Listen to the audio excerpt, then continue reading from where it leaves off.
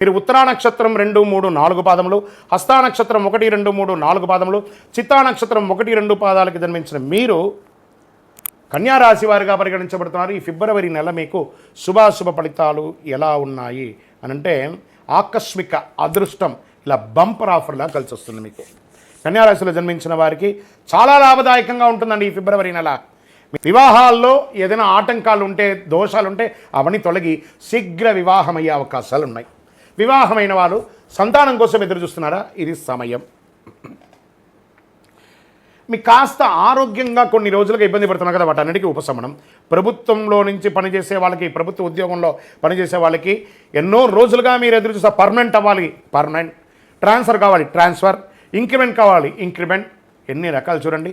Private రంగంలో ఉన్నవాళ్ళు విదేశీయ ఉద్యోగం కూడా పొందవచ్చు. మిత్రుల వల్ల ప్రయోజనం పొందుతారు, బంధువుల వల్ల ప్రయోజనం పొందుతారు, భార్యాభర్తలు ఒకరికొకరు ప్రయోజనం ఉంటారు, అన్నదమ్ముల ద్వారా ప్రయోజనం పొందుతారు. సమాజంలో గౌరవ మర్యాదలు పెరుగుతుంది.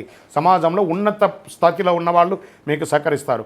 ఆధ్యాత్మిక పట్ల మక్కువ పెరుగుతుంది. తీర్థయాత్రలకు వెళ్ళే అవకాశాలు ఉన్నాయి.